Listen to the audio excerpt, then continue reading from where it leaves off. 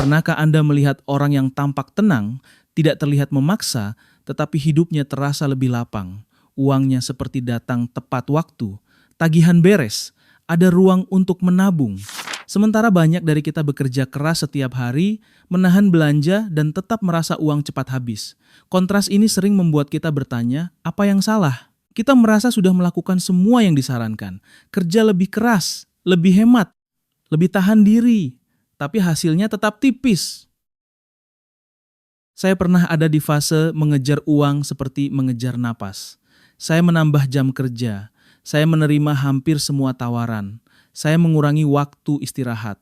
Saya juga sering menunda waktu untuk keluarga. Namun hasilnya tidak sebanding dengan lelah. Saat itu saya mengira masalahnya karena saya bukan dari keluarga berada, atau karena saya kurang beruntung. Saya juga sempat menyalahkan keadaan. Saya pikir peluang hanya untuk orang tertentu.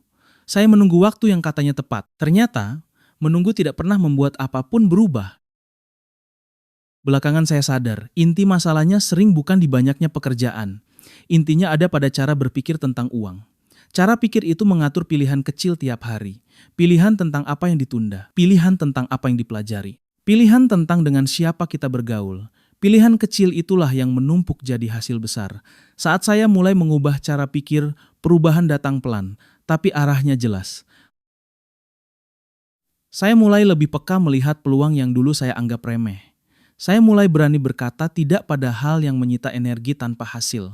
Saya juga mulai menyusun tujuan yang masuk akal. Uang tidak lagi cepat keluar tanpa arah. Saya merasa hidup lebih terkendali. Bukan karena uang tiba-tiba banyak, karena saya tidak lagi panik saat menghadapi uang. Kerja keras dan hidup hemat tetap penting. Itu pondasi. Tetapi pondasi saja tidak cukup untuk membangun masa depan. Jika kerja keras otomatis membuat kaya, buruh paling kuat seharusnya paling cepat merdeka. Jika hemat otomatis membuat aman, orang yang super irit seharusnya tidak cemas. Kenyataannya banyak orang tetap terjebak dari gaji ke gaji. Mereka seperti lari di tempat. Saya kemudian mengamati orang yang mapan secara finansial. Saya tidak hanya melihat hartanya, saya melihat ketenangannya. Ada yang penghasilannya biasa saja, namun hidupnya stabil.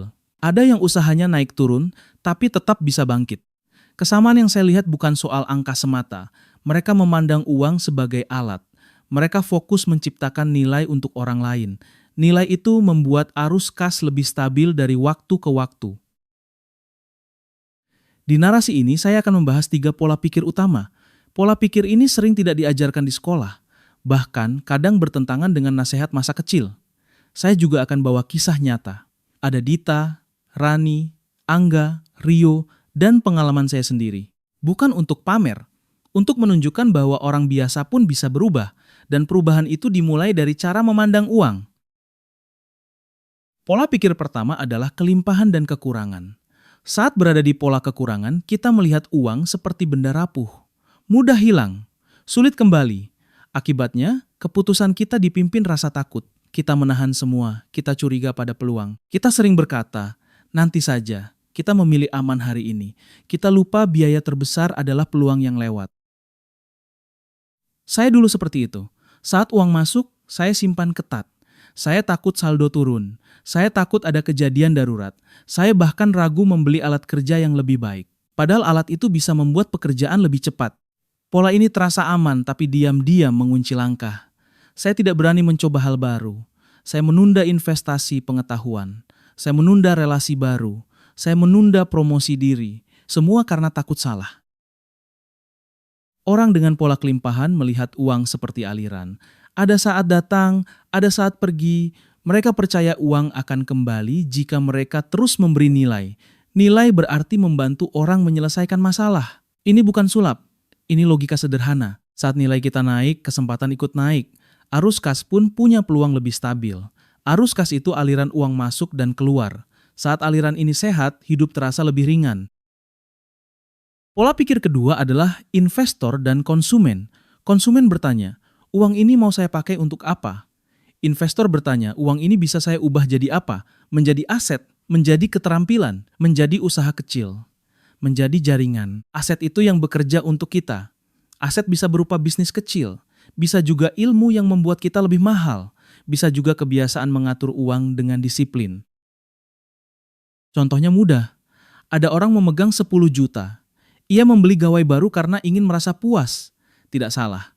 Tapi nilai gawai biasanya turun. Ada orang lain memakai 10 juta untuk kursus, alat kerja, atau modal usaha kecil.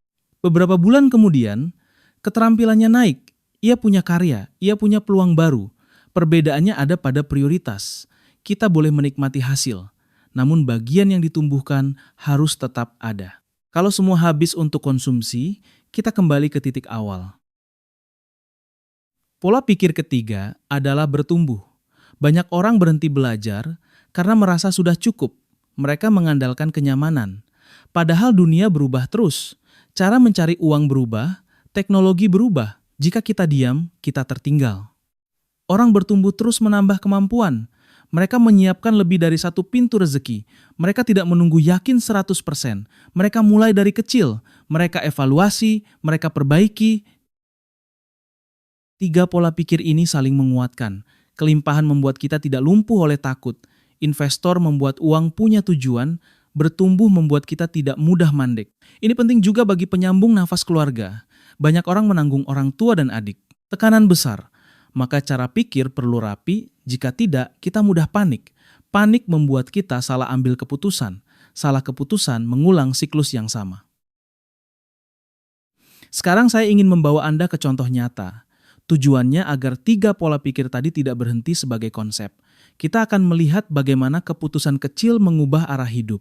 Nama tokohnya saya ubah, tetapi polanya tetap sama. Anda boleh menilai bagian mana yang paling dekat dengan kondisi Anda. Dita adalah pekerja lepas desain. Kliennya ada, karyanya bagus, namun setiap kali dibayar, ia menahan uangnya rapat. Bukan untuk berkembang, tapi karena takut bulan depan sepi. Ia menolak proyek besar karena takut tidak sanggup. Ia menunda membeli lisensi alat kerja. Laptopnya sudah lambat, tapi ia tetap memaksa. Akhirnya, Dita mudah lelah dan kualitas kerjanya turun. Saat ia mulai berpikir kelimpahan, ia berani memperbaiki alat dan proses. Ia menaikkan standar layanan. Ia juga berani meminta bantuan saat proyek menumpuk.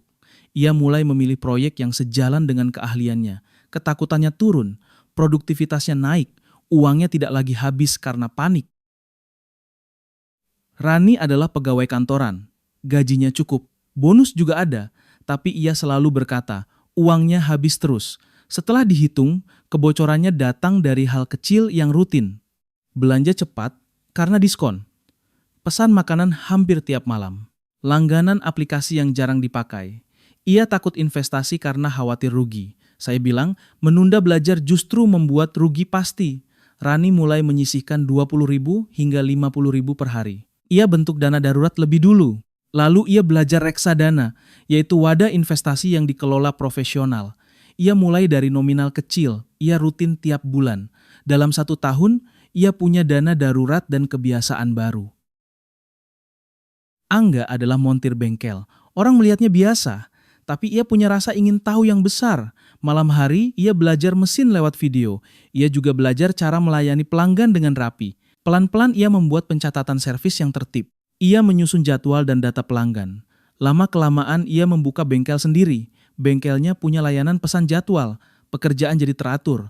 Arus kas lebih jelas. Ia bertumbuh karena ia tidak berhenti belajar. Saya sendiri dulu mengejar jam kerja. Saya ambil semua peluang termasuk yang tidak cocok. Saya pikir itu cara paling aman. Ternyata saya hanya menukar waktu dengan uang tanpa strategi. Saya lalu mulai menyisihkan uang untuk belajar. Saya beli buku. Saya ikut kelas. Saya mencari pembimbing. Saya belajar kapan harus kerja, kapan harus berpikir, dan kapan harus istirahat. Hasilnya bukan hanya uang yang membaik. Pikiran saya lebih jernih. Keputusan saya lebih terarah. Rio sangat berbakat di bidang kreatif. Ia bisa mengedit video dan membuat desain. Ia juga bisa membuat musik sederhana. Masalahnya, Rio menunggu sempurna. Ia merasa belum pantas dibayar. Tahun lewat begitu saja, lalu suatu hari ia mulai mengunggah karya. Ia menerima pesanan kecil dulu. Dari situ ia membangun portofolio. Pelan-pelan tarifnya naik. Ia sadar, nilai tidak datang saat kita menunggu. Nilai datang saat kita berani mulai dan terus memperbaiki. Setelah mendengar semuanya, berhentilah sebentar. Tanyakan pada diri Anda, Cara pikir Anda selama ini lebih dekat ke takut atau ke peluang? Lebih dekat ke konsumsi atau ke aset? Lebih dekat ke merasa cukup atau ke bertumbuh? Pilih satu yang ingin Anda ubah minggu ini. Tulis satu kalimat, lalu buktikan lewat satu tindakan kecil. Perubahan besar dimulai dari langkah kecil yang konsisten.